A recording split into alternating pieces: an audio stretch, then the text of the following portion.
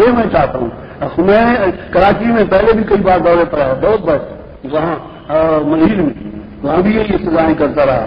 حیدرآباد میں یہاں تعصب زیادہ ہے اپنے ساتھیوں میں, پھر وہ دوسرے تعصب کے علاوہ مذہبی تعصب اب شروع ہو رہے. اللہ کرے نہ ہو, آمین کہنا. تو آپ تو سن چکے ہیں کہ کسی ولی کی بال برابر گستاخی ہو گئی, رب کہتا ہے خاتمہ خراب کر دوں گا, میں جنگ کرتا ہوں.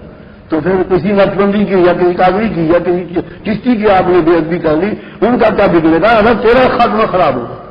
ہر ایک ادب لحاظ کرو, اپنے پیر کو اپنے پیر سمجھو, دوسروں کو بھی سر کا تاج سمجھو. تو حضرت قاضی ثناء اللہ پانی پتی سنی ہے, ان کی کتابیں چھاپی ہیں دیوبندیوں میں. وہ میں نے جو کتاب لکھی ہے تحقیق الجلیل فی مسئلہ کے شاہ ولی, میں نے کئی حوالے دیے کہ انہوں نے گھسیڑے ہیں حوالے.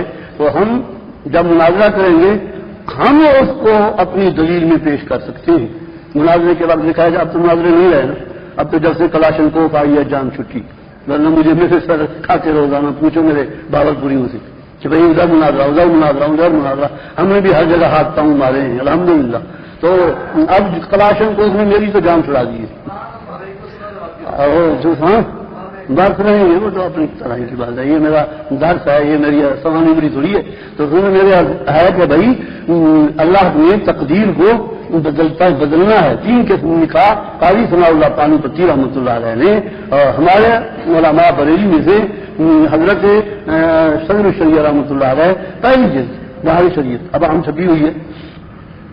3 قسم, تقدیر, معلق.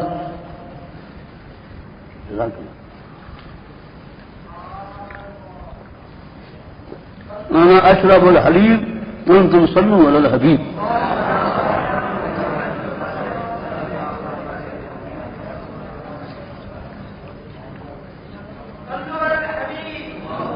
انا اشرب الحليب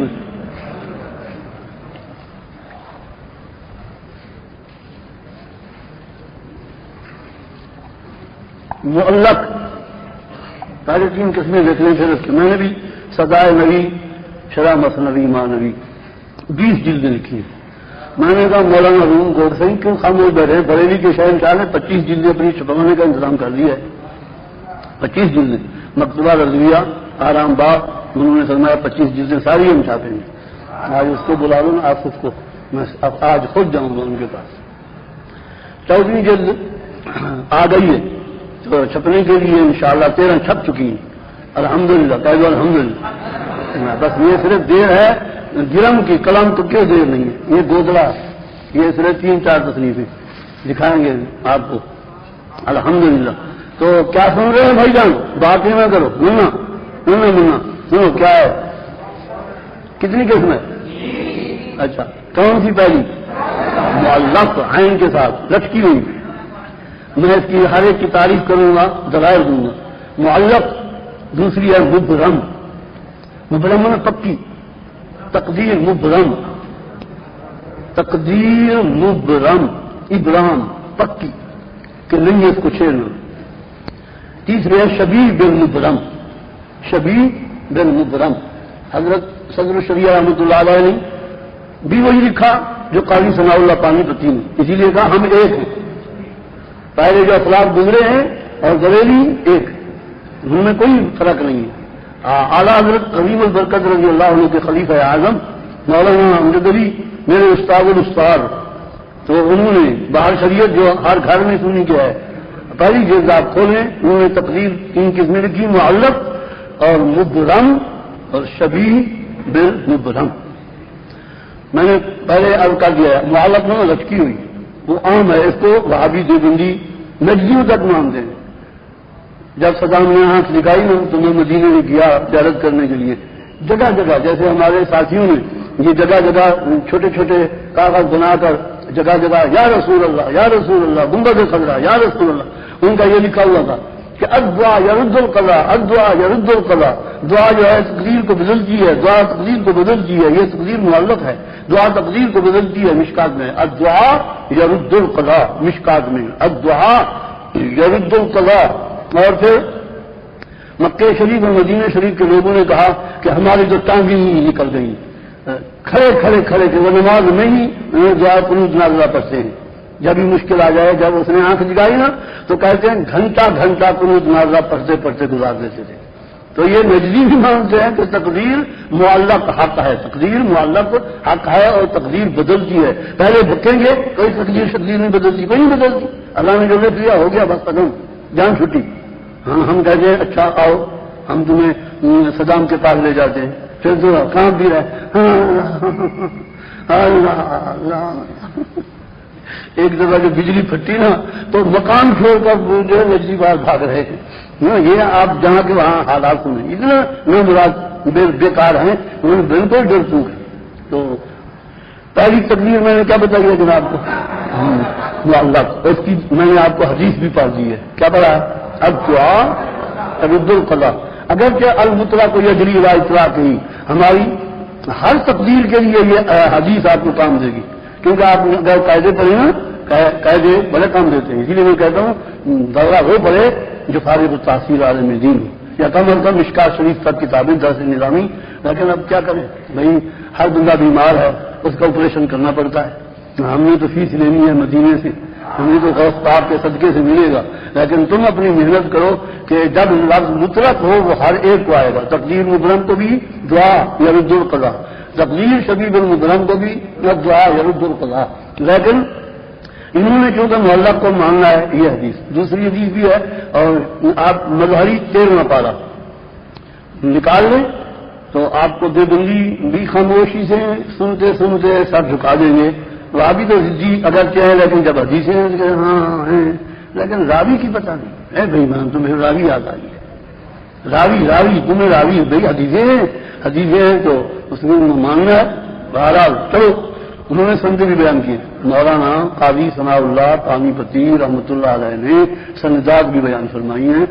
تو حضرت صدر الشریعہ رحمۃ اللہ علیہ نے صرف خلاصے کے طور بیان فرمایا ہے. دوسری حدیث یہ ہے کہ اللہ کریم لکھتا ہے اپنی تقدیر میں کہ اس بندے نے اگر باپ کی خدمت کی، اس کے باپ نے دعا کر دی تو میں اس کی 40 سال سے 50 سال عمر بنا دوں گا. یہ بات ہے، باپ، ماں باپ اور استاد مرشد جو اللہ والا فقیر درویش، یہ یعنی یہ معلق ہے. اللہ نے وہاں لکھ دیا ہوتا ہے لوح محفوظ میں کہ یہ میرا بندہ یہ کام کرے گا نیکی کا، میں اس کی عمر بڑھا دوں گا.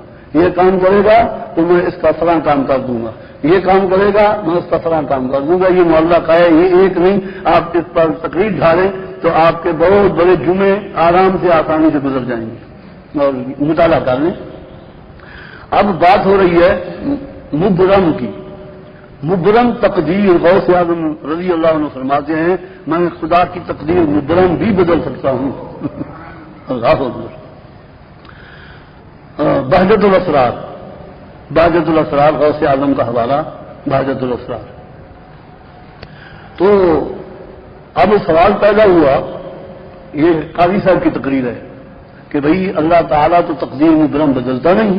تو پھر انہوں نے جواب دیا کہ ایک ہوتی ہے شبیہ بالمبرم، کہ اللہ اپنے علم میں رکھتا ہے کہ فلاں ولی نے میرے سے مانگا تو میں کر دوں گا.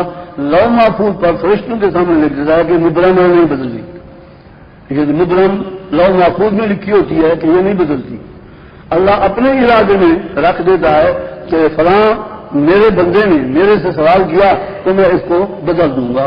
یہ قاضی صاحب رحمۃ اللہ علیہ نے لکھ کر ایک عجیب واقعہ بیان کیا ہے جو مجددیوں کے لیے بہترین ہے اور ہم اویسیوں کے لیے اعلیٰ ہے. قاضیوں اور سورین تمام سلسلے والوں نے، کیونکہ ہمارے وہ پیر ہیں.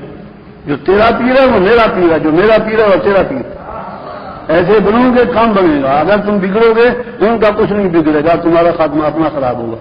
ہاں، محبت کرو، ہر ایک سے پیار کرو. نام آئے جھک جاؤ. چشتی کا نام آیا بسم اللہ، حضرت بختیار کاکی کا نام آئے بسم اللہ، حضرت باؤدین کا نام آئے جی بسم اللہ. کیونکہ یہی تو اعلیٰ حضرت نے سکھایا. ہم ہر ایک کی نیاز مانگ رہے ہیں. فرماتے ہیں کہ ملا طاہر رحمۃ اللہ علیہ لاہور میں ان کا مزار ہے.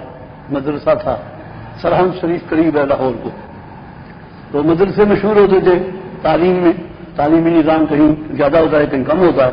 ملا طاہر رحمۃ اللہ علیہ بہت بڑے محنتی تھے. اپنے صاحبزادوں کو حضرت معصوم بادشاہ اور دوسرے صاحبزادے یا کوئی دو صاحبزادے بھیج دیا کہ بیٹے جاؤ سرہند سے لاہور. یہ کیونکہ تقسیم ہوئی ہے تو اب ہمارا آنا جانا ورنہ جو لوگ داتا کو جاتے وہ سرہند شریف کی زیارت کے لیے چلے جاتے. یہاں بندشیں ہیں, ویزا لگوانا پڑتا ہے. تو آئے تو جیسے باپ کی عادت ہوتی ہے بیٹے کو مدرسے بھیج دیا, پھر ملانے کے لیے آتے ہیں. آئے تو دیکھا ماتھے پہ لکھا ہوا ہے ان کے لیے تو جہنمی ہے استاد ملا طاہر. اب خلیفے ہیں حضور مجدد الفانی رضی اللہ عنہ, یہ تو جہنمی ہے. آپ کے منہ سے نکل گیا اللہ اکبر. صاحبزادے جو تھے نا وہ رازدان تھے. حضرت یہ کیا بڑا ناراض ہے, بس کیا چھوڑو چھوڑو نہیں بچے بتاؤ کیا ہے. انہوں نے کہا تمہارے استاد کے ماتھے پہ لکھا ہوا ہے کہ یہ جہنمی ہے شقی. لپٹ گئے. یہ ہوتے ہیں وفادار شاگرد. کل میں پکڑا جاؤں تو تم کہو وہ ایسی ہے یا اللہ چھوڑ دے, کہو گے تو نہیں. سر تو الا دو, سر تو الا دو, سر تو الا دو. بوزا پش کی طرح ہے نا, یہ پڑے ہوئے ان کو پتا بوزا پش کیا بلا ہے ساری. تو انہوں نے کہا اب تو ہم نہیں چھوڑیں گے, آپ دعا مانگیں تاکہ ہمارے استاد کو اللہ بہشتی بنا دے, جنتی بنا دے. انہوں نے مسلح بچھایا. اب دیکھو میں مجددین کو متوجہ کرتا ہوں, ان کو جو متاثر ہیں. حضرت مجدد نے کہا یا اللہ جیسے اپنے غوث اعظم کے لیے تقدیریں بدلتا ہے میرے لیے بدل دے. نام غوث پاک کا لیا درمیان میں, یا اللہ ان کے لیے بھی تقدیریں بدلتا تھا, میرے لیے بھی یہ تقدیر بدل دے. مسئلہ بھی چاہا نفل پڑے غوث پاک رضی اللہ عنہ کی یاد دہانی کرائی تو فوراً ہنستے ہوئے اٹھے اور میں بیٹے ہو مبارک ہو تمہارا استاد بہشتی ہوگی. یہ ہے تقدیر شبیہ بالمبرم. اس کے لیے جھگڑا ہے دیوبندیوں کا وہابیوں کا. آپ مصرف ذرائع دیں گے انشاءاللہ کامیابی ہوگی. اب چشتیوں کے لیے بھی میں ایک کہانی پیش کر دوں تاکہ قادری تو ویسے غوث اعظم کے تو دریا بہ رہے ہیں. فرمایا جیسے کہ سرکار کے معجزات ان گنت ہیں, حضور غوث اعظم کی کرامات ان گنت ہیں, کیونکہ یہ مظاہر مصطفیٰ ہے, مظاہر حبیب ہیں صلی اللہ علیہ وسلم. تو حضرت بابا فرید کہتے سبحان اللہ اور سہیل الدین کا شہنشاہ بہاول الحق ملتانی. بہاول الحق جو ہے سہیل الدین بہاول الحق میں سب کو ملا کے چلنا چاہتا ہوں مدینے. چشتی میرے ساتھ ہوں, میں تو قادری ویسے ہوں, ایسی بھی ہوں, چشتی بھی ہوں, سہروردی نقشبندی سب کچھ ہوں الحمدللہ. نقشبندی سہروردی چشتی قادری سب مل کر مدینے. چلو گے بس آئندہ میں نہ سنوں تمہارے لیے تو نہ سنوں. مجھے تو یہ نہ کہا کہ تمہارا شاگرد یہ کہہ رہا. شاگرد تو آپ بن ہی گئے, مجھے مانو نہ مانو اب خدا نے بنا تو دیا ہے. تو حضرت بابا فرید رحمۃ اللہ علیہ اور حضرت بہاول الحق ملتانی یہ قلندر شہباز اور بخاری جلال الدین اچوالے 4 یار سے مشہور تھے. 4 یار کی بیٹھک 7 شریف کے مشہور ہے. 4 یار کی بیٹھک عارف والے میں شیر بادشاہ کے مزار ہے, ان کی بیٹھکیں میں وہ چلتے پھرتے میں بھی زیارت کرا, یہ 7 شریف والی ہے زیارت کی. وہاں جا کے بیٹھتے مشورے کرتے, پھر اس کے بعد چلتے پھرتے. تو ایک بچی نوجوان حسین و جمیل حضرت بہاول الحق کے لنگر میں تھی. تو آپ نے دیکھا اللہ یہ بچی تو دوست ہیں. حضرت کس نے کہا بہاول الحق ملتانی رحمۃ اللہ علیہ نے, یہ ان کے حالات لکھے گئے ہیں. مولانا نور احمد فریدی رحمۃ اللہ علیہ نے جمع فرمائے ہیں اور آپ ان کا مطالعہ کریں. تو پھر خلیفے ہوتے ہیں. ایسے خلیفے نہ ہو پیٹ پرست خلیفے ہو نہیں, یہ ہمارے بڑے بڑے خلیفے بن جاتے ہیں. خلیفے بھی بہت بن جاتے ہیں اور خلیفے بنے تو پھر خلیفے بنے. ایسے نہیں کہ بھائی بصرے نام کے خلیفہ بن گیا. تو کہا حضرت ہائے لنگر کی اور جہنم میں یہ ہو نہیں سکتا ہے. ہمیں کاکا آئے گا وہ آ کے اس کے لیے بہشتن بنائے گا. کاکا بھائی کو ہم کہتے ہیں ہندوستان میں, کاکا بھائی کو کہتے ہیں. تم پنجاب میں کہتے ہو کاکا بچے کو, ہم سراکی میں کاکا بھائی کو کہتے ہیں. کاکا آئے گا. بابا فرید آ گئے. اس بچی کو کہا جلدی کر کنڈا بھر لوٹا یہ سیاسی لوٹے نہیں, وہ وضو والا لوٹا وہ بھر کے وضو کرا. بابا صاحب کو پانی ڈال رہی ہے تو بچی کو یوں دور کر کے دیکھ رہے ہیں. 6 لوٹے ختم ہو گئے. خلیفے نے کہا حضرت آپ عجیب آدمی ہیں, سارے لوگ دیکھ رہے تھے اور آپ بچی کو نوجوان عظیم جمیلہ گھور کے دیکھ رہے ہیں. بابا ہے کیا کہیں گے لوگ. بابا فرید انہوں نے کہا یار بس بات ہے میں وضو کر لوں. وضو کی فراغت کے بعد فرمایا کہ یہ میں نے دیکھا ماتھے پر لکھا جہنم ہے، تو مجھے خیال ہے کہ کاکے کے دروازے پر نوکرانی اور دوسرے ہو یہ نہیں ہو سکتا ہے. میں نے ایسے کیا کہ اس کے دو ہونے کو جو ہے وہ بجھا رہا تھا دوست کے اندر، اور دیکھ رہا اس لیے نہیں دیکھ رہا کہ اس کے حسن کو دیکھ رہا تھا، ماتھے کو دیکھ رہا تھا کہ تبدیلی ہوتی ہے کہ نہیں. یوں ہی دیکھا کہ چھٹے کوزے کے بعد اس کا دھوا گیا اور لکھا گیا ہے کہ یہ جنتیں ہے.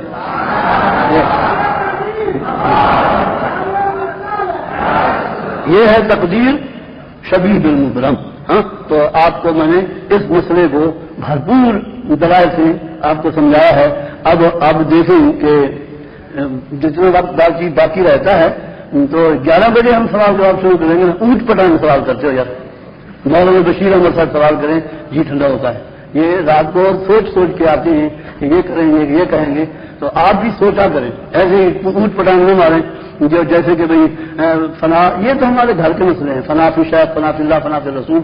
مسئلے پوچھیں جو وہابی، پرویزی، چکرالوی، دہریہ، کمیونسٹ جو بد مذہب آپ کو ستائیں یا آپ کے جماعت کو ستائیں، وہ ایسی زندہ ہے ابھی تک. انشاءاللہ جواب دینے کو کیا ہے سب کو، یعنی کوئی ایک کسے بات ہے. تو بزرگان دین کے فیضان سے سنو. اب آیت کھلی ہے ما ننسخ من آیت اور ننسہا نأتی بخیر منہا. یہ آیت نمبر کون سی ہے؟ اللہ، آیت نمبر 109. کہاں تک ختم کیا؟ واہ واہ خدا، اسی لیے خدا کرے میں دیر سے آیا کروں. اچھا انشاءاللہ پورے پارے پر آپ کی تقریر. اچھا انا اشرب الحلیم انتم صلوا علی الحبیب.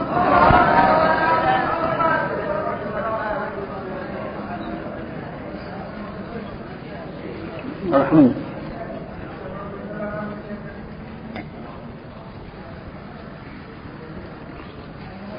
اب رسالہ آ رہا ہے جو میں نے لکھا ہے القول الراسخ فی المنسوخ والناسخ. ابھی عزیز نے خوشخبری سنائی ہے کہ شاہ صاحب نے فرمایا میں 11 بجے تک پہنچ رہا ہوں. آج لاگنے آ جائے ورنہ ہفتے کے دن باہر ہم ادھر ہیں. آپ کو جو ہے تو آپ جو ہے جیب شریف کو بھر گیا نا، وہ مفت تقسیم کریں گے تو نہیں، تو آپ کو پیسے بھی دینے چاہیے، کتابیں اور چھپے. آمین. اب نسخ کا لغوی معنی تو ہے مٹانا. کئی معنی ہیں، میں نے اس میں لکھے، آپ پڑھیں گے صرف نمونے کے طور آپ کو لکھوا دوں. شریعت میں سابق حکم کو لاحق حکم سے ختم کر دینا. سابق حکم کو لاحق حکم سے ختم کر دینا. جیسے پہلے گدھے کا گوشت حلال تھا، اب حرام کر دیا گیا. قرآن کی آیتیں بھی میں نے وہ نقشہ دیا ہے، ناسخ منسوخ. اور پھر آیت پارا نمبر. الحمدللہ میں نے محنت کی ہے، میری محنت اللہ کرے کام آئے. آمین. تو قرآن کی آیتوں میں بے شمار ایسے ہیں، مثلا شراب ہے. شراب پہلے حلال تھا، پھر اللہ کریم نے فرمایا لا تقربوا الصلاۃ وانتم سکارا. نماز جب پڑھو تو اس کے ٹائم نہ پیو، نماز کے بعد پیو. تو مسلمانوں نے دیکھا کہ نماز ظہر کے بعد تو عصر آ جاتی ہے، عصر کے بعد مغرب آ جاتی ہے، مغرب کے بعد عشاء آ جاتی ہے. اب صرف 2 وقت پیتے تھے، صبح کی نماز پڑھنے کے بعد، عشاء کی نماز پڑھنے کے بعد. پھر اللہ کریم نے فاجتنبوا الرجس من الاوثان، یہ 7ویں پارے کے دوسرے رکوع کے 3ری 4تھی آیت ہے. تو فاجتنبوا الرجس من الاوثان والانصاب والازلام، اسی طرح تو اس میں اللہ نے مطلق طریقے سے منسوخ کر دیا. یہ آیتیں آپ کو بے شمار ملیں گی جو میں نے جمع کر کے اس میں لکھی ہے. میں نے نمونہ بھی کیا ہے کہ سابق حکم کو لاحق حکم سے ختم کر دینا. اب یہ حکم ختم ہو گیا. اب مسلمان کو تو اس کی ضرورت نہیں ہے کہ جب سرکار نے ارشاد فرمایا ہے کہ آیت کو منسوخ کرتی ہے تو پھر اس میں اشکال نہیں ہے.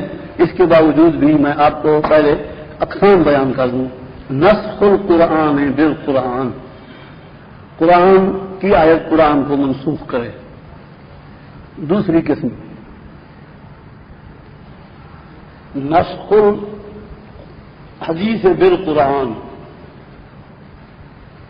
مثلا سرکار نے پہلے کعبے معظمہ کو چھوڑ کر بیت المقدس کو منہ کر کے نماز پڑھنی شروع کر دی تھی مدینہ طیبہ میں.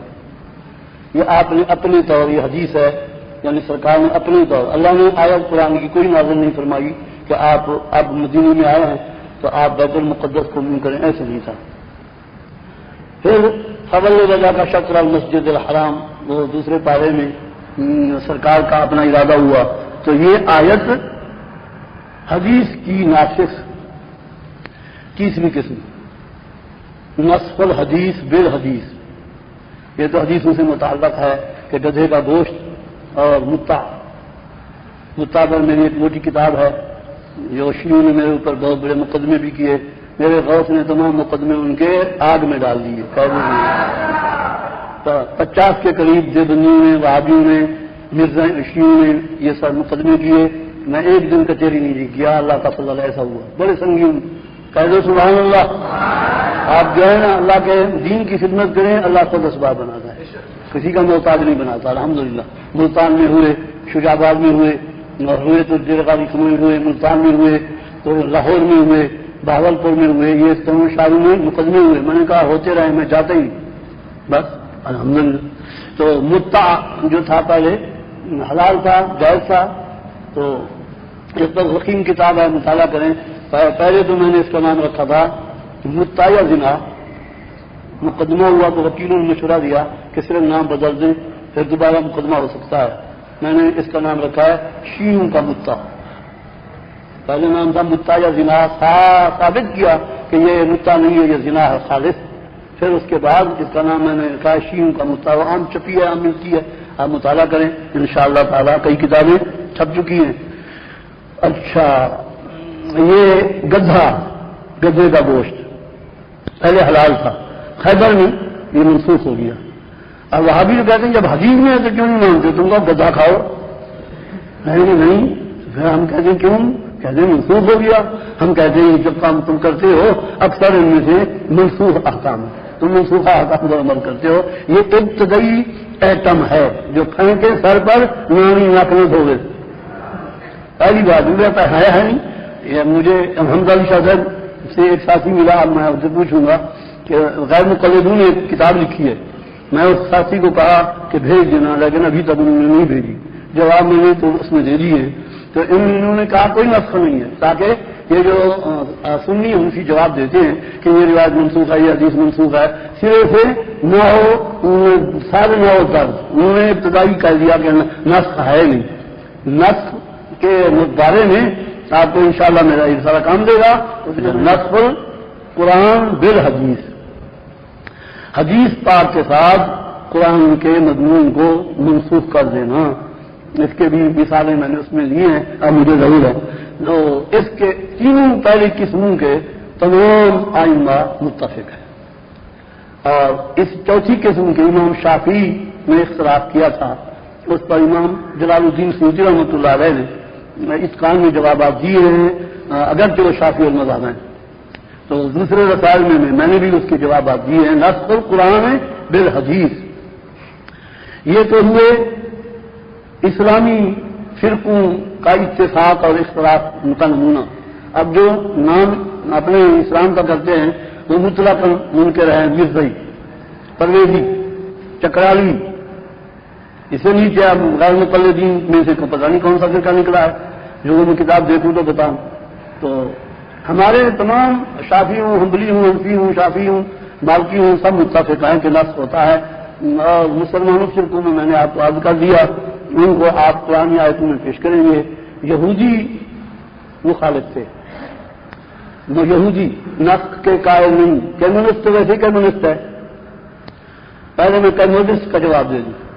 جو اعداء اسلام ہیں، اسلام کے دشمن ہیں، وہ کہتے ہیں تو پھر تو اللہ تبارک و تعالیٰ کے لیے نسیان ثابت کرنا پڑے گا کہ پہلے وہ بھول گیا تھا کہ گدھے کا گوشت میں نے بند کرنا ہے، شراب کو میں نے بند کرنا ہے.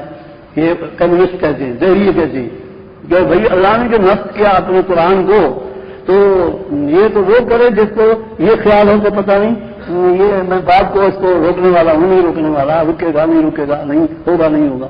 تو یہ ہے کمیونسٹ کا سوال. دہریے کا جواب عقلی مانگتے ہیں، قرآن حدیث کو نہیں مانتے. ان کو کہو کہ اللہ حکیم مطلق ہے. حکیم صاحب بیمار کے لیے جو پہلی تجویز کرے گا وہ اس کی طبع کے مطابق کرے گا. پہلے جو بیمار ہوتا ہے اس کو اب تو گولیوں کا دور آ گیا, ٹیکے کا دور آ گیا ہے, تو پہلے کیا کاڑھا پوسا وہ تھوڑے تھوڑے دوائی دیتے بھائی اس کے جو ہے میدے کے اندر جو خرابیاں ہیں پوسا کاڑھا چھوٹے چھوٹے دوا دیتے, اور اس کے بعد پھر آگے بڑھتے تو پھر شربت پلاتے. یہ میں حکیم ہوں بے عمل حکیم, لیکن آپ کو طب بتا رہا ہوں کہ یہ ہماری تجویز ہوتی تھی حکیم صاحبان کی کہ اس کے بعد شربت ہے, پھر جا کے کہیں معجون کھلاتے ہیں تاکہ اور زیادہ مضبوطی ہو جائے. اب ابتدائی بیمار کو معجون کھلایا جائے وہ مر جائے گا. اب دوسری عقلی دلیل سمجھیے وہ مرے گا, حالانکہ معجون وہ قوی ہے, بہت بڑی آراشہ ہے, قیمتی چیز ہے, لیکن وہ ابھی بیمار پڑا ہے, جا کے اس کو توڑا معجون کا کھلا جاتا فوراً خلاص. تو پہلے جو ہے اس کی تجویز جو اب حکیم صاحب سے پوچھو حضرت آپ بے خبر سے پہلے معجون کیوں نہیں کھلایا, وہ کیا جواب دے گا؟ بھائی بیمار کہاں حال ایسے تھا, باب آدم میں اور عورتیں ملتی نہیں, بہنوں سے نکاح کرو, ہے کہ نہیں؟ ان کو سمجھاؤ کہ بھائی پہلے بابا آدم جب آئے تو ان کی ایک ہی تو نسل ہے, تو بہنوں سے نکاح ہو رہا تھا کہ نہیں؟ آپ بہن سے بھی کرے گا کہو کمیونسٹ کہ بہن سے شروع ہو جائے تو حق ہوتا ہے. عقلی نہیں ہے, ہم جو ہے تمہیں سمجھاتے ہیں ایمان تو نہ مانو. ہم نے تو قرآن اور حدیث کے بارے میں صحیح کہا ہے. عقلی دلیل مانتے ہو تو یہ ہے کہ جب حکیم بیمار کو دیکھتا ہے تو بیمار کی کیفیت کے مطابق علاج کرتا ہے. ہمارا حکیم مطلب بیمار سے ہماری آنے والی نسلیں بیمار تھیں, جب الگ اطلاع حکیم آ گیا اب تمام بیماریاں ختم ہوگی, اب کوئی نسل نہیں ہوگا. حضور کے بعد کوئی نسل نہیں, حضور نے جو کیا خود کر دیا ختم. تو دوسری دلیل عقلی یہ ہے کہ بچہ چھوٹا ہے, ماں کے پستان کو چمٹا ہوا ہے, دودھ پی رہا ہے, آپ جائیں مرغی کا گوشت پکا کر تو اس بچے کے منہ میں ڈال دیں, بچے کا مرے گا. اور اگر آپ کو اب 1.5 سیر کی مرغی پکا کر کھلائی جائے تو ہضم کر جائیں گے کہ نہیں؟ جوانی ہے ہضم کر جائیں گے. ایک دیگ کھانے والے جوان ہم نے بھی دیکھے پورے ایک دیگ کھا گئے. تو بچے کو دیگ آپ ایک ماشا کھلائیں گے اسی وقت مر جائے گا. تو اب بتاؤ تمہیں پتا نہیں ہے کہ بھائی اس کو گوشت جو ہے کھلانا ہے تو بعد کو کھلائیں گے, جانتے ہو کہ بعد کو یہ کھائے گا لیکن وقت نہیں ہے. تو بچے کا دودھ ختم کیا وہ اس کے لیے نسخ ہو گیا. اب دودھ کو بچے کو دودھ کھلاتے ہیں تو حلوہ, وہاں بھی مرتے ہیں کہ یہ حلوائی ہیں, ہم حلوائی ہیں, ابتدائی حلوائی ہیں, تم بھی ہو. تم ایسے کرو جب وہ بچے چھوٹے ہوتے ہیں ان کو تم گوشت کھلا دیا کرو. حلوے کے دشمن ہو تو اس کو کیوں کھلاتے ہیں؟ بچہ چھوٹا ہے. ہاں یہ ماں سے پوچھو کیا کرتی ہے؟ نرم غذا. معلوم ہوا کہ علم ہے لیکن اس کے باوجود وہ مریض کے مرض کے ازالے کے لیے ہم ایسے کریں گے. یہ عقلی دلائل آپ کو میں دیتا جاؤں, بار لگا دوں, میں آپ کے لیے یقین کافی ہے. ہاں انشاءاللہ. تو اب یہودیوں کی باری آ گئی. یہ کمیونسٹ دشمن اسلام دین کا منکر, اب یہودی ہے وہ بھی ہے تو دشمن, لیکن پھر بھی اپنی کتابوں کو مانتے. ان کو پھر ایک ہی دلیل وہی کافی ہے کہ وہ اصل میں اس لیے کہتے ہیں کہ کہیں موسیٰ علیہ السلام کے دین کے جو نص کہتے ہیں کہ حضور کا دین اس کے لیے ناسخ ہے, وہ اس لیے ترلا کر رہے ہیں کہ ہم بچ جائیں. ہم نہیں بچنے دیں گے انشاءاللہ, پکڑیں گے بدھی سے ڈالیں گے سمندر میں, چھوڑیں گے نہیں دن کو. تو بابا آدم کے زمانے کو یاد کرو کہ وہ جو تھے جو بہنوں سے نکاح کرا دیتے تھے. صبح کو جو پیدا ہوئے, جو شام کو کل پیدا ہوئے, تو ان کی جو نسل بننی تھی تو نکاح حابیل قابیل کا جو آپس میں اختلاف ہوا وہ اسی لیے ہوا. ہم نے جا کے حابیل کی مزار کو دیکھا تو وہ پہاڑ بھی دیکھا جس میں ابھی تک وہ آنسو بہا رہا ہے. اللہ آپ کو اللہ سارا شام میں لے جائے تو آپ جو ہے قاسم پہاڑ پہ چڑھ جائیں, جیسے غار ہرا پہ چلنا پڑتا ہے وہاں پہ آسانی سے. جو قاسم پہاڑ ہے, قاسم پہاڑ میں وہ پہاڑ جو حابیل و قابیل آپس میں لڑ رہے تھے تو مارنے کے یوں, تو اس پہاڑ نے یوں کھولا, اس کے چبڑے ابھی تک نظر آ رہے ہیں. اچھا میں نے اس کے حالات لکھے ہیں, وہ کتاب چھپ گئی ہے تو آپ اس کو منگوائیں بہاولپور سے. تو وہ سفر نامہ شام و عراق وہ اسی صاحب کا, تو اس میں نقشہ دیا ہے, چبڑے یوں کھولے ہوئے, منہ کھولے یوں. حضرت جبریل علیہ السلام نے ہاتھ دیا, نہ ٹھہر گیا, وہاں ٹھہر گیا لیکن چبڑے کھولے ہوئے نظر آتا ہے. وہ اوپر دلائل کو تو آپ کو مسئلہ سمجھ آئے گا. تو اب بات باقی یہ رہ جاتی ہے کہ منسوخہ احکام کو ہم کیسے سمجھیں، یہ مطالعے سے ہوگا کہ بھئی فلاں آیت منسوخ ہے، فلاں حدیث منسوخ ہے، حدیث پر بھی ناسخ و منسوخ لکھے گئے ہیں۔ مطالعے کے بڑھانے کے بعد آپ کو یہ چیزیں مل جائیں گی۔ تو اب ناسخ و منسوخ چونکہ آ رہا ہے، کتاب آ رہی ہے، مطالعہ کریں گے ان سے تمام دلائل ملیں گے۔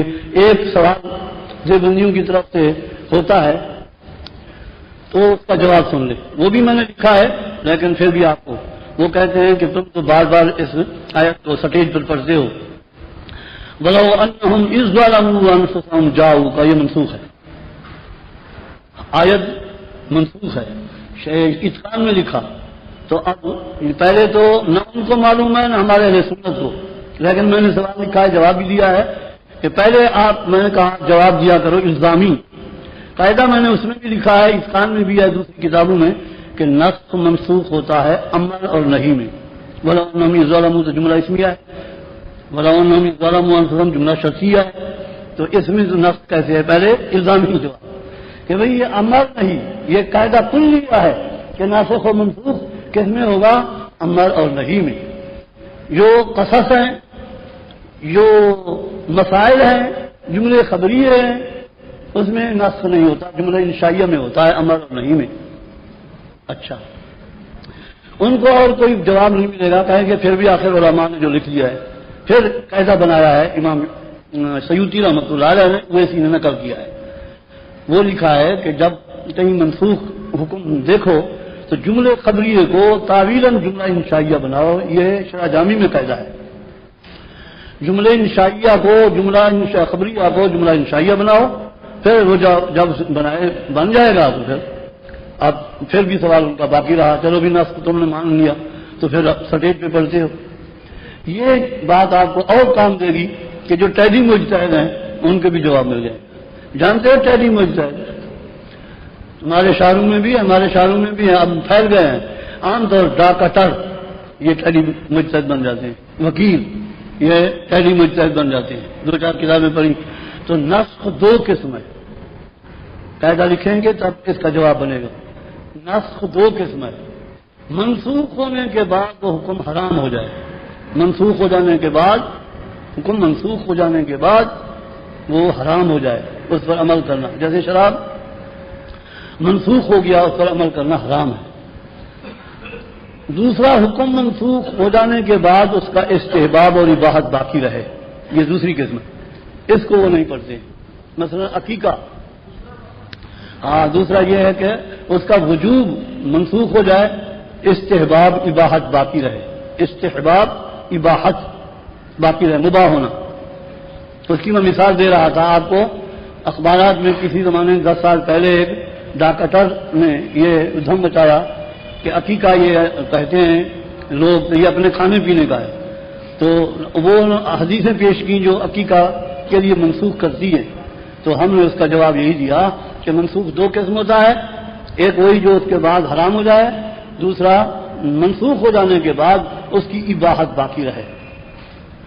بہت ساری مثالیں قرآن میں آپ کو ملیں گی۔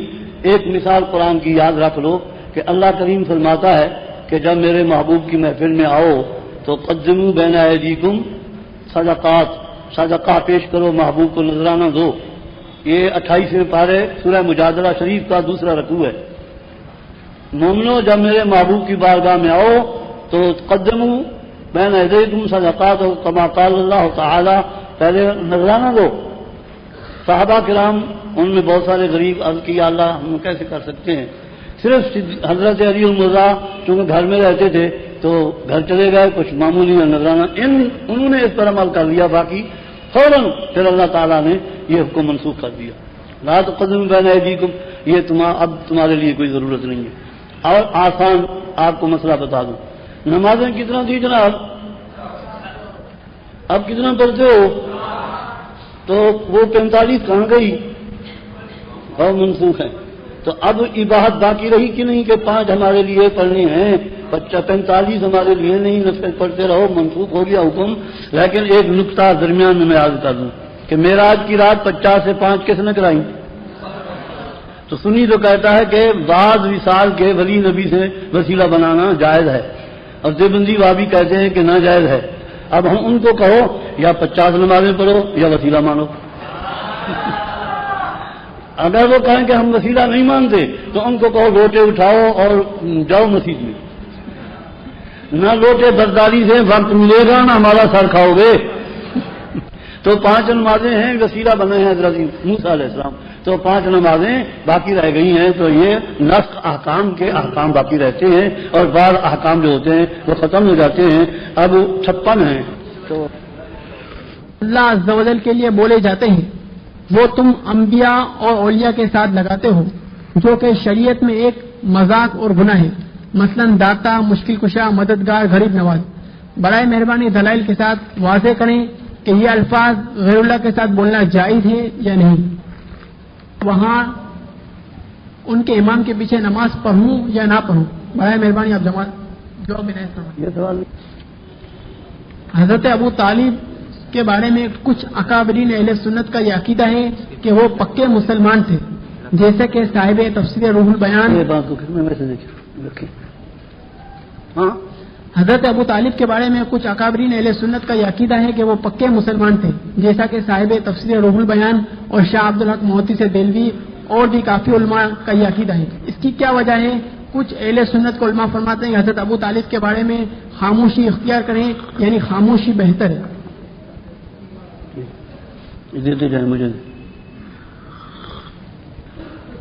بنولی ٹاؤن کے علامہ یوسف لدھیانی نے اپنی کتاب میں لکھا ہے کہ حضور صلی اللہ علیہ وسلم کی جتنی حدیثیں نور کے ہونے کے متعلق ہیں وہ سب ضعیف اور کمزور ہیں، اسی لیے سیاستہ میں اس کا ذکر نہیں ملتا.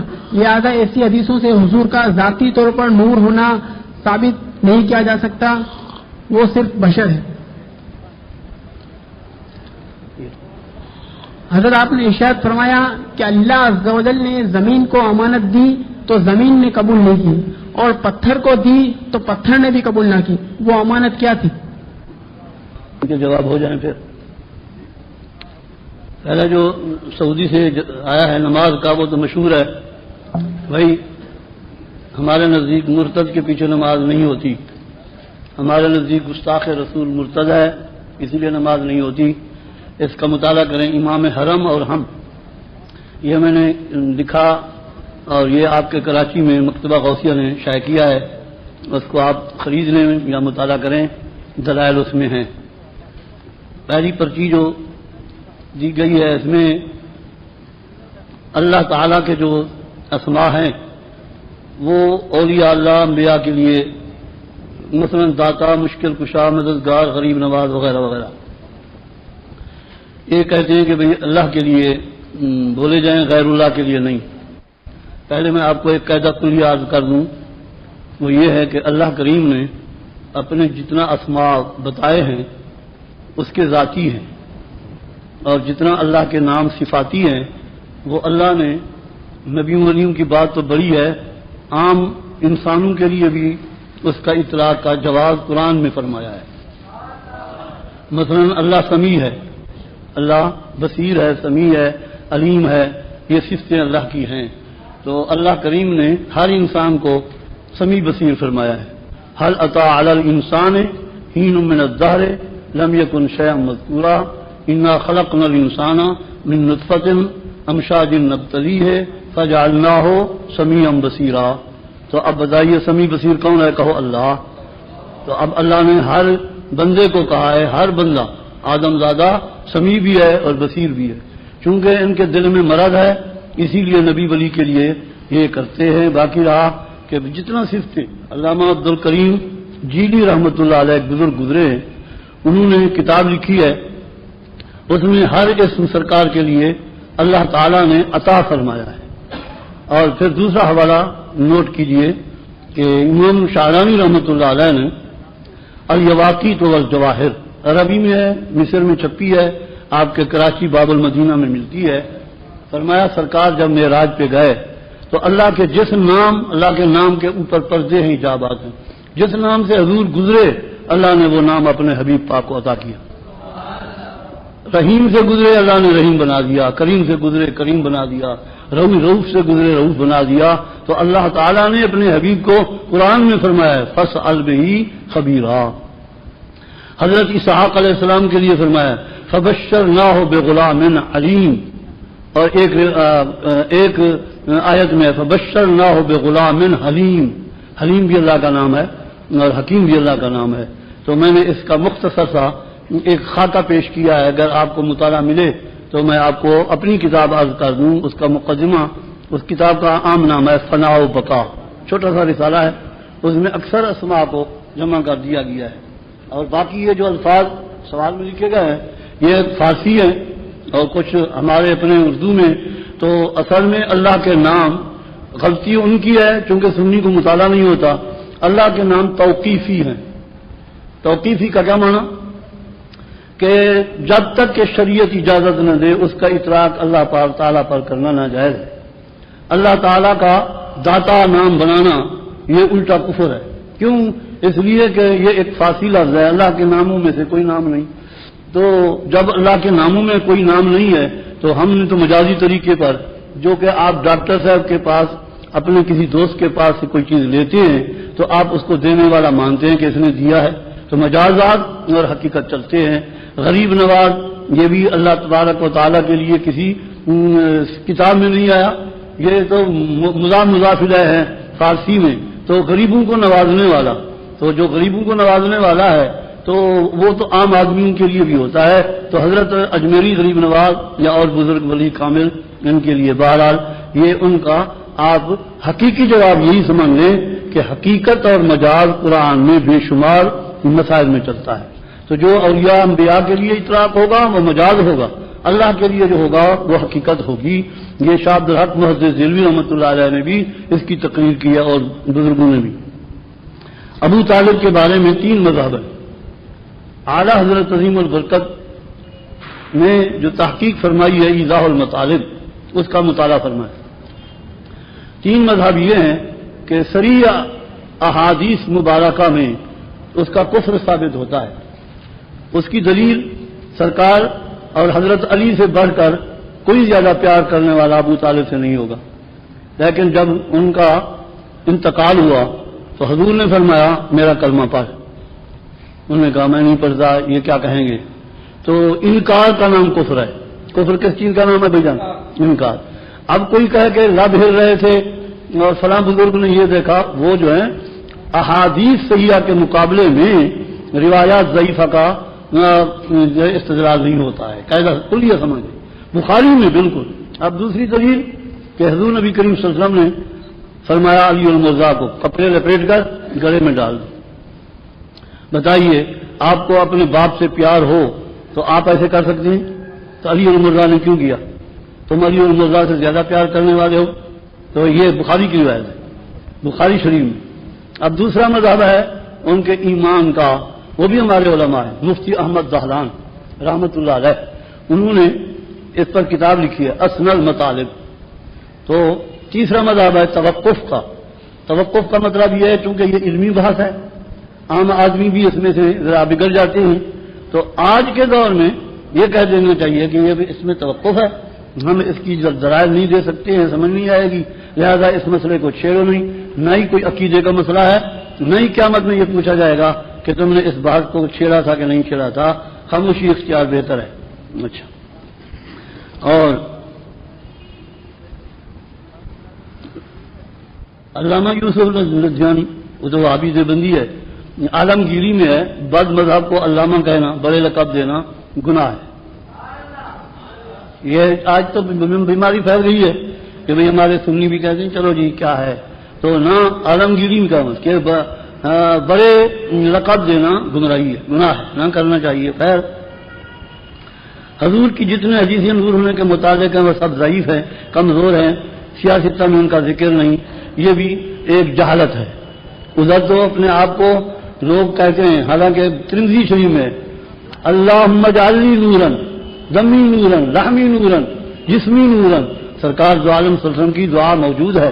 تو سرکار دو عالم صلی اللہ علیہ وسلم کے روایات سیاستہ میں بے شمار ہیں، اعلیٰ حضرت کی تصنیفیں، ہماری کتابیں، اکابر کی کتابیں دیکھیں، ان میں احادیث ہمیں، میں نے کل بھی آپ کو ایک قاعدہ بتایا تھا کہ ہم حدیثوں کے مقلد ہیں، کتابوں کے مقلد نہیں۔ جب کتابوں میں سیاستہ کے علاوہ یا سیاستہ کے جو میں نے کر دیا ہے علاوہ بے شمار روایتیں ہیں.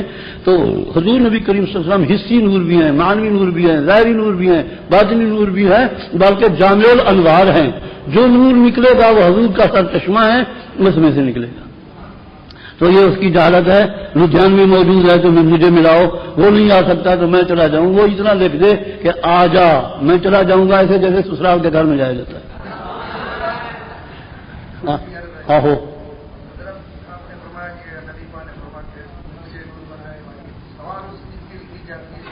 ہاں ہاں ہاں ہاں بیٹھے بیٹھے آپ قریب بیٹھے ادھر تقریر نہ کریں کیونکہ کوٹا بہت دور نظر آ رہا ہے. یہ سوال انہوں نے بہتر کیا ہے، جواب بھی بہتر سے بہتر ہوگا. دیکھو انہوں نے سوال یہ فرمایا ہے کہ آپ نے سرکار کی دعا نقل کی ہے ترمذی شریف سے کہ یا اللہ مجھے نور بنا، میرے رحم کو نور بنا. تو کیا پہلے حضور نور نہیں تھے، اب دعا مانگ رہے ہیں؟ تو جواب یہ ہے کہ آپ پہلے نماز میں پڑھتے ہیں اہدنا الصراط المستقیم، پہلے گمراہ ہیں، اب ہدایت مانگ رہے ہیں.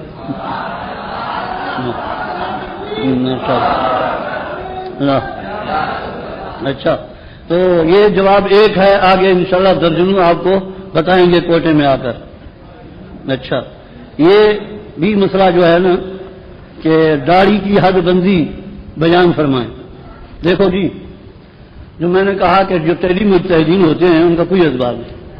اعلیٰ حضرت عظیم البرکت رضی اللہ تعالیٰ عنہ نے ایک ضخیم رسالہ لکھا ہے، تو اس میں سرکار دو عالم کی حدیثیں بھی ہیں. شمائل ترمذی میں ہے سرکار کی داڑھی مبارک قبضے پر تھی، آگے بڑھی نہیں، قبضہ آگے بڑھی نہیں. دوسرا یہ کہ کان النبی صلی اللہ علیہ وآلہ وسلم یأخذ لحیتہ وکما قال، اپنے لحیہ مبارکہ کو جو آگے قبضے سے بڑھتی تو وہ لے لیتے. تو مودودی نے تو یہ دلیل دی ہے کہ ابن عمر نے وہ بھی حج کے مطابق کیا تھا. تو ہم کہتے ہیں کہ ابن عمر جو ہیں رضی اللہ تعالیٰ عنہ وہ کوئی اخبار نویس نہیں ہے، وہ حضور کے صحابی ہیں. حضور نبی کریم صلی اللہ علیہ وسلم کا قول ایک صحابی 2 4 5 جتنا نقل کر دیں وہ ہمارے لیے قابل قبول ہیں. تو آپ داڑھی کے دشمن نہ بنیں، سرکار نے جو حد بندی فرمائی ہے اسی رہیں. آگے جو بعض نقشبندی حضرات بڑھاتے ہیں وہ مباح ہے. ہمارے کرما والے شریف ایک نقشبندی بڑے ولی کامل بزرگ گزرے ہیں، اور حضرت میاں شیر محمد صاحب شرط پوری رحمۃ اللہ علیہ جو بابا ہے پنجاب کہلاتے ہیں، انہی کا طریقہ کار ہے. ہم آگے بڑھنے کے لیے منکر نہیں، وہ اباحت میں داخل ہے. سنت یہی ہے جو سرکار نے ایک قبضہ کرنا ہے. اچھا کیا مونچھیں یا غائب کرنا کیسا ہے؟ مونچھیں غائب کرنا، ہاں یہ مونچھیں لکھی ہیں. مونچھیں غائب کرنا جو ہے اسی پر، تو یہ مونچھیں والا مسئلہ میرا رسالہ ہے، آپ اس کا مطالعہ کریں، کئی ایڈیشن چھپے ہیں. تو مونچھیں منڈانا جو ہے وہ حرام ہے. منڈانا اس طرح پھرانا، چھوٹی کرنا جو لبوں کے برابر، تو یہ مستحب ہے. اور اس لیے کہ پھر قاعدہ ہے کہ جو خوارج کی علامت بن جائے اس میں سے بچنا چاہیے، چونکہ خوارج غیر مقلد تو بالکل روزانہ اس طرح پھیرتے ہیں. ہمارے سنی اس طرح پھیرتے ہیں داڑھی پر، وہ اس طرح پھیرتے ہیں مونچھوں پر. تو اس طرح پھیرنا جو ہے وہ مکروہ ہے. امام طحاوی نے جو نقل کیے ہیں وہ ایک مجتہد کا اپنا ایک اجتہاد ہوتا ہے. تو سارے ایک مجتہد ایک طرح ہو تو کثرت کو دیکھا جاتا ہے، جیسے آپ سنتے ہیں جمہور. اچھا جی، قبرستان میں مسجد ہو تو جائز ہے یا نہیں؟ دیکھیے جو قبرستان کی قبریں ڈھا کر مسجد بنائی جائے وہ حرام ہے، مکروہ ہے. ہاں مسجد بنی ہوئی ہے، ارد گرد قبرستان بن گیا ہے، تو وہ قرآن سے ثابت ہے. آپ 15ویں پارے میں پڑھیں گے تو جو اللہ والے تھے کہ لَنَتَّخِذَنَّ عَلَيْهِمْ مَسْجِدًا، ہم ہی انہی کے مزارات کے نزدیک مسجد بنائیں گے. تو یہ جو ہے دشمن ہیں نجدی کہ بھئی مزار کو ڈھانا ضروری ہے تو وہ مسجدیں بھی ڈھا دیتے ہیں، تو یہ حرام ہے. اچھا کھیلنا وغیرہ کیسا ہے؟ میں تو نہیں کھیلتا، کھیلنا مکروہ ہے. لہو و لعب کل و لعب حرام. آپ نے جو ارشاد فرمایا ہے اللہ تعالیٰ نے زمین کو، اچھا وہ امانت والا، وہ عشق مراد ہے. میں نے اس وقت بھی آپ کو عرض کیا تھا، میرے خیال میں آپ اس وقت سیویاں کھا رہے تھے. میں نے کہا تھا کہ انا عرضنا الامانۃ سے مراد ہے عشق، محبت. کیوں؟ اس لیے کہ درد دل کے لیے پیدا کیا انسان کو ورنہ عبادت کے لیے کچھ کم نہیں تھے کروبیاں. اور حضرت سوال یہ ہے کہ قرآن پاک میں حامیم والکتاب المبین انا انزلناہ فی لیلۃ مبارکہ، حامیم یعنی روشن کتاب کی قسم، بے شک ہم نے اسے مبارک رات میں اتارا. تو مبارک رات سے حضرت ابن عباس رضی اللہ تعالی عنہ نے شب برات مراد دی ہے، اس کی تشریح فرما دیں. سنو بھائی، پہلے حوالہ نوٹ رکھیں، تفسیر عزیزی اور میری کتاب تفسیر احسن البیان.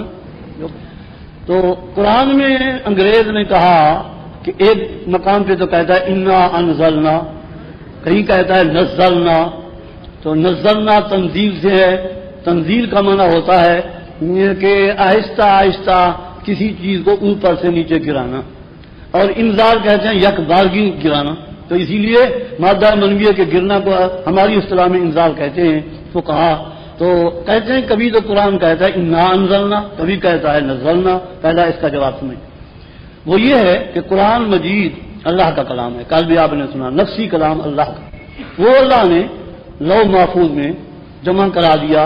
وہ لوح محفوظ میں قرآن مجید فی لوح محفوظ، یہ اللہ نے قرآن مجید کے بارے میں فرمایا لوح محفوظ. اب جہاں پہ آیا ہے انا انزلنا، وہ جو آیت میں کہا گیا کہ لیلۃ المبارکۃ سے مراد ہے شب قدر یا شب برات، تو اللہ نے حکم دیا. یہ تفسیر عزیزی 30واں پارہ انا انزلنا فی لیلۃ القدر کے ماتحت ہے، حوالہ نوٹ کریں. وہاں سے اللہ کریم نے حکم فرمایا ملائکہ کرام کو، تو وہ شب برات تھی، اسی لیے اس کو کہا گیا انا انزلنا فی لیلۃ مبارکۃ. یہ ہے اس سوال کا جواب. اب میں اضافہ اس لیے کر رہا ہوں کہ یہ علمی بحث ہے. تو پھر نزلنا کہا گیا 23 سال کی عمر سرکار کے جو قرآن پاک کے نزول کا ہے اس کو آہستہ آہستہ نقل کیا گیا، اس کو کہا گیا نزلنا. یہ تقریر تفسیر عزیزی میں، اتقان میں اور اویسی کی احسن البیان میں، 3 کتابیں. چلو جی. اور پہلے پارے میں آیت ہے یضل بہ کثیرا ویہدی بہ کثیرا، میں اللہ کے لیے لفظ گمراہ استعمال کیا گیا ہے. بد مذہب لوگ اس پر اعتراض کرتے ہیں کہ یہ بے ادبی ہے. آپ اس کی وضاحت فرمائیں. یضل بہ کثیرا ویہدی بہ کثیرا، بد مذہب لوگ اس میں کہتے ہیں کہ قرآن ہدایت بھی دیتا ہے اور قرآن گمراہی بھی دیتا ہے. تو یہ اللہ تعالیٰ پر گمراہ کرنے کا لفظ استعمال ہوا ہے. آپ اس کی وضاحت فرمائیں. دیکھو، اہل سنت والجماعت کے لوگ باادب واقع ہوئے ہیں. کہہ دو سبحان اللہ. جہاں اضلال اور ہدایت کا معنی ہو وہاں ہوتا ہے پیدا کرنا. اللہ پیدا کرتا ہے، باقی کام تقدیر والا. میں نے عرض کیا کہ تقدیر میں یہ ہے کہ اللہ کریم نے بندے کے لیے کہا کسب میں تو اختیار رکھتا ہے. حضرت سید کیا نام ہے احمد علی شاہ صاحب نے، انہوں نے جو رسائل دیے انہوں نے بہترین طریقے لکھے ہیں. آپ ان سے لے لیں، مطالعہ کریں کہ تقدیر میں اللہ لکھ دیتا ہے، پھر اس کے بعد عمل کرنا بندے کا کام ہے. تو جہاں اللہ نے اضلال کہا ہے یا کہیں اغوا کہا ہے یا کہیں اور ایسے الفاظ، تو وہاں تخلیق مراد ہے، پیدا کرتا ہے اللہ، پھر اس کے بعد بندے کے اختیار میں ہے. اب گمراہ کرتا کس کو ہے؟ فرمایا اس کو گمراہ کرتا ہوں جو بے مرشد ہے. 15 پارے میں اللہ نے خود فرمایا من یضلل فلن تجد له ولیا مرشدا. اللہ اس کو گمراہ کرتا ہے جس کا کوئی ولی مرشد نہیں ہے. ہمارے تو مرشد ہیں، ہمارے چشتی، قادری، سہروردی، نقشبندی. اور جی سر سید احمد خان کا عقیدہ پرویزی اور چکرالوی کے عقائد کیا کیا ہیں؟ آپ وضاحت فرمائیں. سر سید اور دوسرا پرویزی اور چکرالوی. سنو بھائی جان، آپ اپنی گٹھڑی سنبھال تینو ہور نال کی، پہلے اپنے مسلک کو مضبوط کرو. وہ جو دوسرے لوگ ہیں ان کے بارے میں آپ کو وضاحت کر دوں. جو سر سید تھا وہ تھا نیچری. کیا تھا؟ ہاں، اس کے آج کل جو ہمارے انگریزی پڑھنے والے BA MA اور انہیں اسلام سے کوئی تعلق نہیں ہوتا، عموماً اسی کے خیال کے ہوتے ہیں. نیچری مذہب کا یہ ایک قاعدہ ہے کہ زمانے کی رفتار پر قرآن کے، اسلام کے احکام بدلتے رہتے ہیں. اسی لیے وہ رد شمس کے قائل نہیں کہ عقل نہیں مانتی. عقل کے مطابق نیچری عقل کے مطابق کام کرنا، تو وہ شق القمر کے قائل نہیں ہیں. تو وہ ان کا مذہب ہے. سر سید اور اس کی ٹولی شبلی وغیرہ اور اسی طرح نذیر احمد جبتی، یہ جو بڑے بڑے آپ سنتے ہیں یہ اسی کے مذہب پر ہیں. وہ عقلیات پر چلتے ہیں، سائنس پر چلتے ہیں. سائنس بدلتی ہے، مصطفیٰ کا قول نہیں بدلتا. اسی لیے اس پر آپ بہت بڑے دلائل قائم کر سکتے ہیں کہ تمہارے سائنس میں خود اسی سر سید نے مقالات شان زہم لاہور میں چھپائے. اس نے ایک رسالہ لکھا تھا پہلے زمانے میں، نمونہ پیش کر رہا ہوں. اس کا نام تھا حبل متین بے سکون آسمان و زمین. اعلیٰ حضرت نے لکھا ہے نزول آیات قرآن اور بے سکون زمین و آسمان. یہ آپ کو عام ملے گا. اعلیٰ حضرت اور ہم ابتدا سے آج تک قائل ہیں کہ زمین ساکن ہے اور آسمان بھی ساکن ہے. یہ جو چرخ میں ہے وہ افلاک ہیں. آپ علم ہندسہ پڑھیں، ہیئت پڑھیں، ہمارے فنون میں داخل تھا. اب تو درس نظامی کے ابھی کافیہ تک نہیں پہنچتے تو مولوی بن جاتے ہیں. ہم پہلے پڑھاتے تھے علم ہیئت. فلک جو ہے وہ پھر رہا ہے، فلک افلاک، اور جو سما ہے وہ ساکن ہے. زمین در حبے وہ ساکن، فلک در عشق ہو سیدا.